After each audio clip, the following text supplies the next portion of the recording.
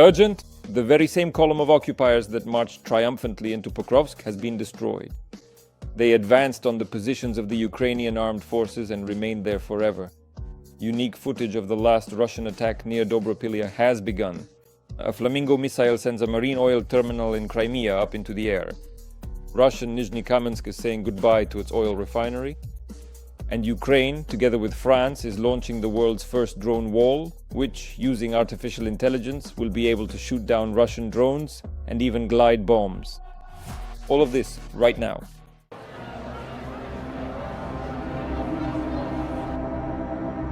Friends, please welcome Roman Svitan, a military analyst whom you love and whose opinion you trust. Roman Grigorievich, we're glad to see you. Hello. Greetings, I wish everyone well. We will definitely talk about Pokrovsk. It's currently the hottest spot on the front.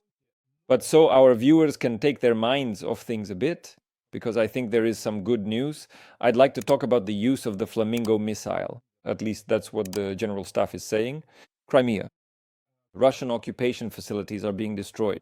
We are talking about a marine oil terminal, helicopter parking and drone storage facilities. All this was located at the Kirovskaya airfield. An air defense station near Yevpatoria was also destroyed. In addition, an oil depot near Berdyansk was destroyed, and command posts of the 5th Army and the 127th Division of the Russian Federation were hit. Let's start with Crimea. Here is the marine oil terminal and Flamingo. Is it possible, so to speak, for them to fall in love with each other and for it to last forever? Well, the Flamingo itself, the cruise missile, in Asia, probably just to understand the process, it's like the German V1. 80 years ago, it was a good missile.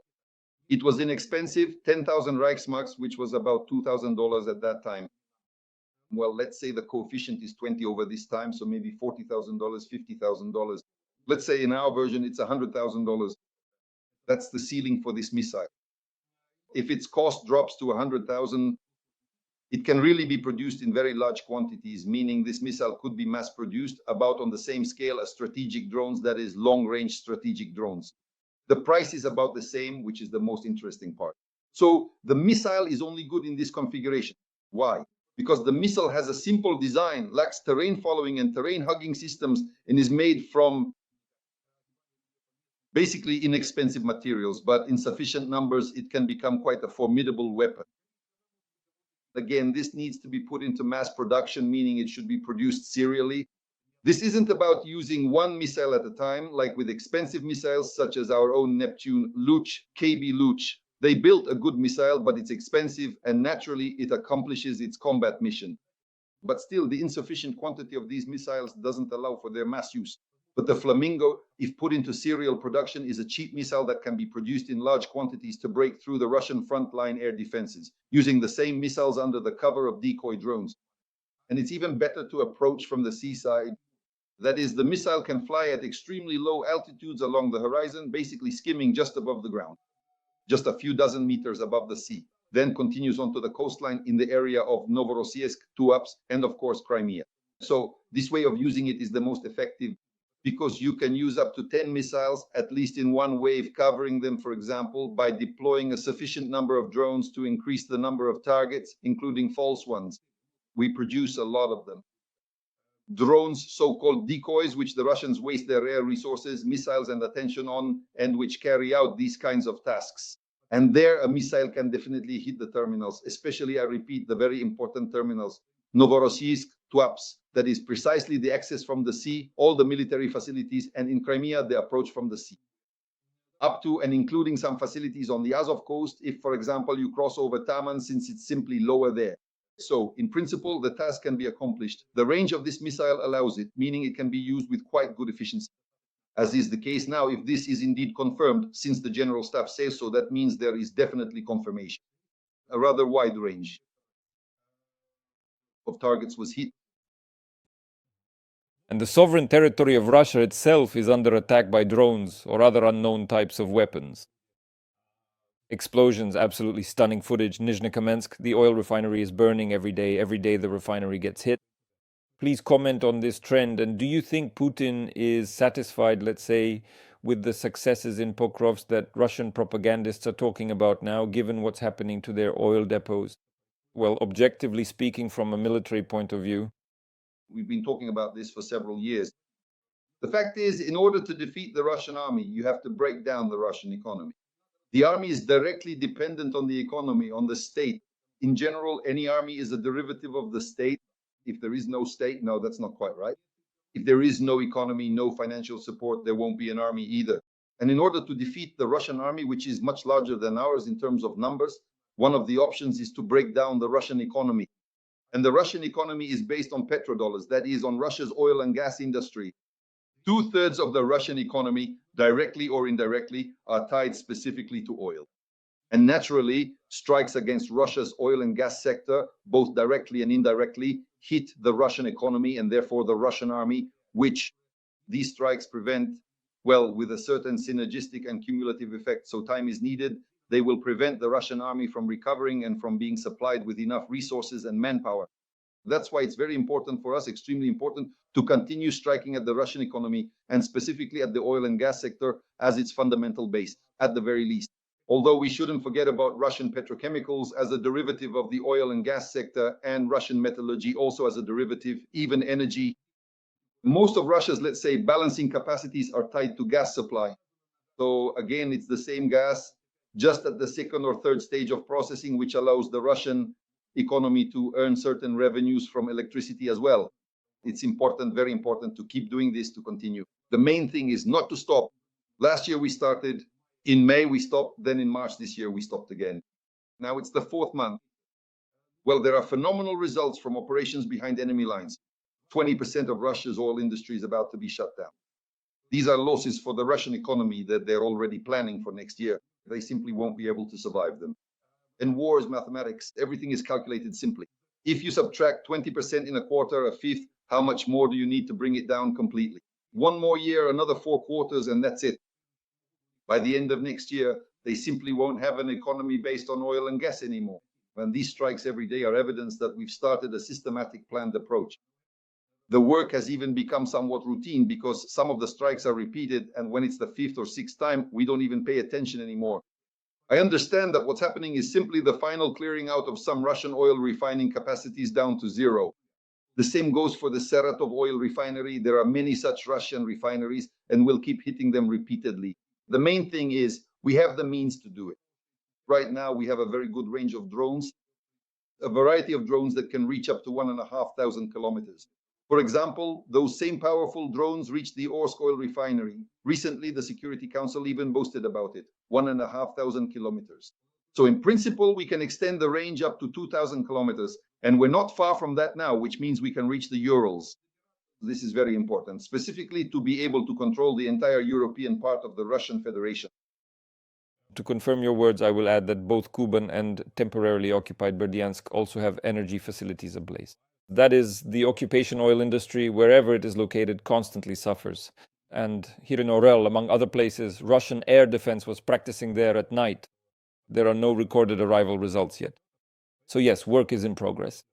Pokrovsk, what I promised our audience. Let's talk about it.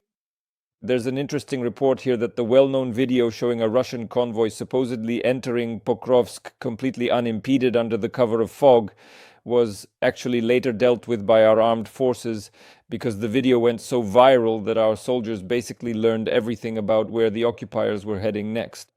And it's the Z channels that are reporting this. So Rossi, please tell us what's happening in Pokrovsk right now, what can be said, and what do people need to know? The Russian hedgehogs in the fog, of course, are making use of the weather conditions. That's basically understandable and predictable. And it was clear that the Russians were trying to launch a second wave of this year's Russian offensive campaign, bringing it closer to autumn. That is precisely under the cover of fog, under the cover of low cloud cover, with some icing here and some precipitation there. They are trying to infiltrate. By the way, this is exactly how a clear understanding of the processes went viral, how Russian troops are slipping past our, let's say, defensive lines.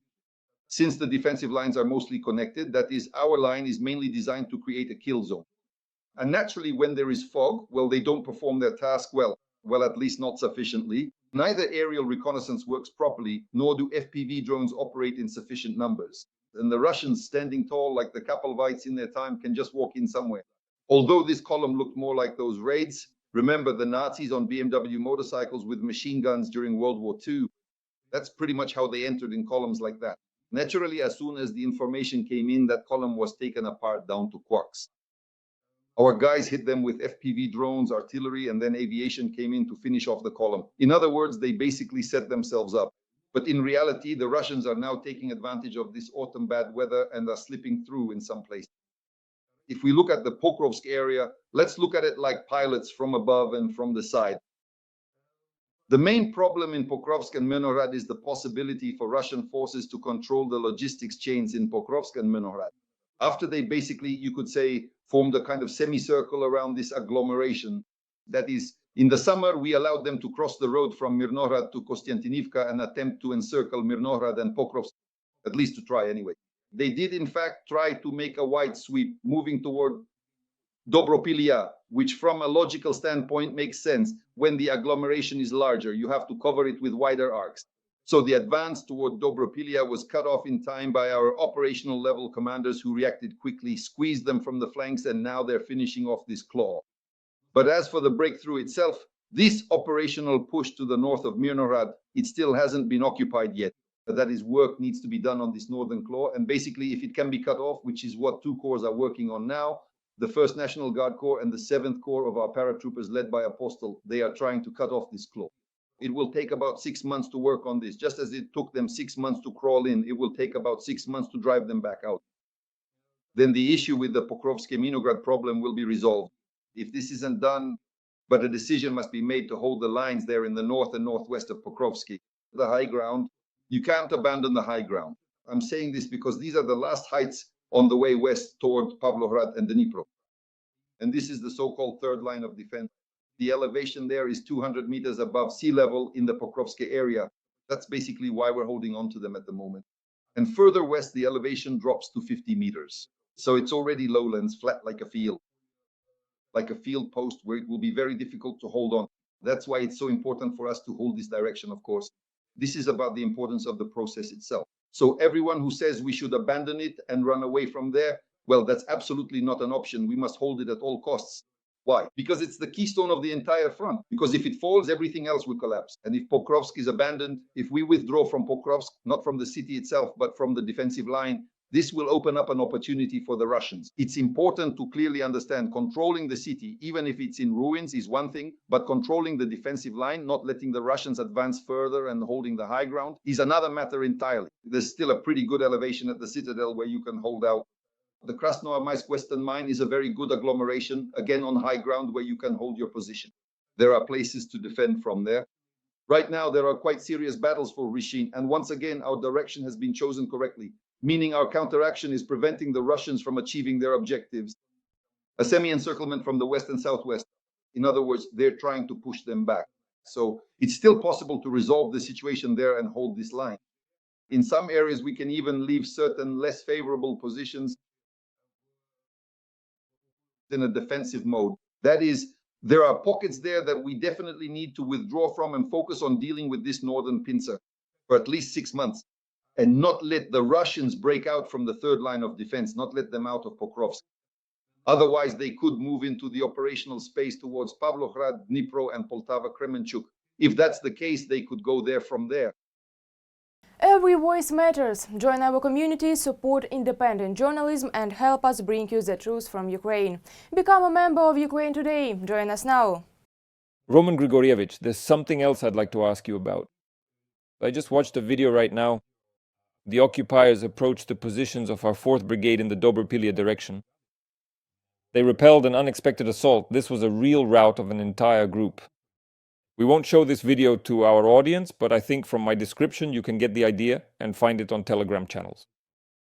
Please tell us about the Dobropilia direction. How actively can the occupiers try to break through from there? Well, there are several locations there, a few mini encirclements from which the Russians are trying to break out. So their situation there is already quite dangerous as well. Army supplies have run out, and the reassurances from their main bases to stay put and wait for a breakthrough no longer inspire confidence, because in some positions, the Russians are either surrendering or trying to break through. By the way, when they try to break through, they don't take all necessary precautions. Their main objective is simply to break out. Plus, those who promised to free them in the Dobropilia direction are also trying to break through to them naturally. So it's a kind of mutual movement, but we have very good positions there. The properly chosen operational level commanders have done an excellent job specifically on the Dobropilia sector, on this Russian salient. They cut it off and have taken almost complete operational control over this direction.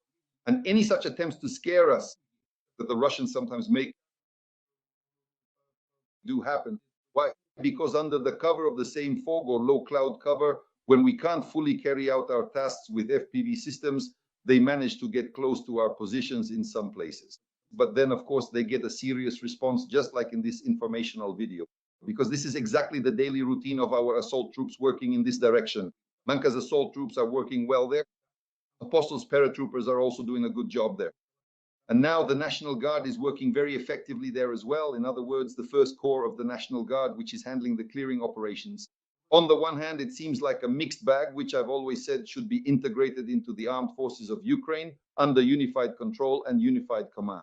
Nevertheless, right now, all the units in the Pokrovsk direction are demonstrating such feats. On the one hand, heroism, on the other, professionalism. And at that point, of course, the Russian losses, well, how to put it, they drenched every square meter with Russian blood by the liter, if not by the bucketful. Roman Grigorievich, here's some interesting news about how Ukraine is preparing to implement the drone wall program.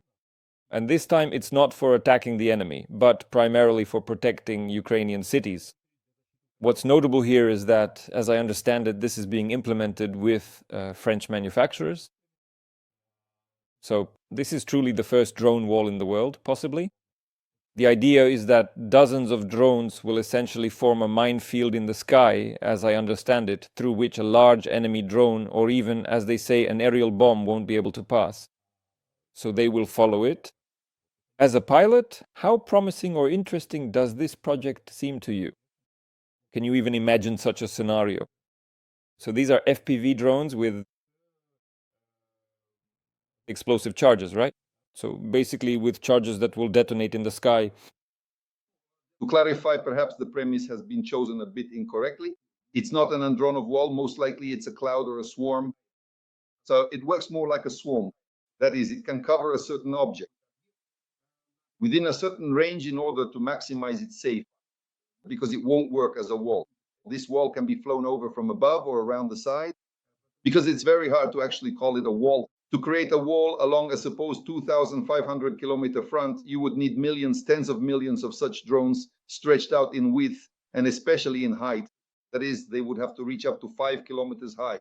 And that's just to intercept, let's say, drones with internal combustion engines, but drones with jet engines fly above 5 kilometers. Drones can't reach there, meaning such a cloud won't get that high. So the optimal option is to talk specifically about a cloud in terms of attempting an object-based, or rather above-object approach. That is, to cover objects with a cloud at a certain range so that any Russian strike assets approaching the target would be destroyed within this cloud. But still, debris will fall to the ground. There's no way around that.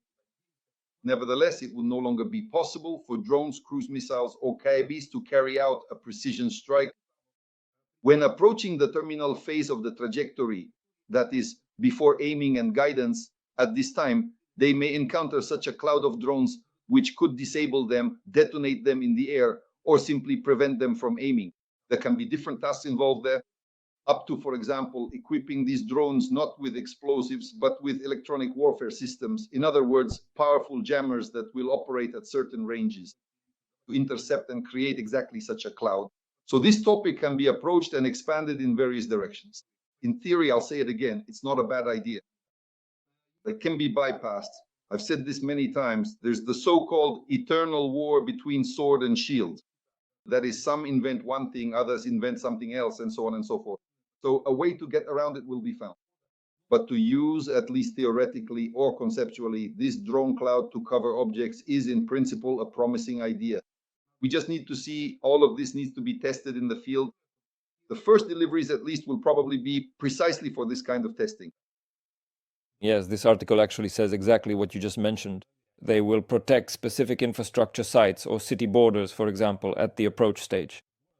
And all of this will naturally be controlled by artificial intelligence, which should determine the target's trajectory, Well, we'll see. We'll see. Thank you very much. Roman Svitan, military expert, was on the air of Ukraine Today. Project Razborka. Roman Grigorievich, goodbye. Thank you.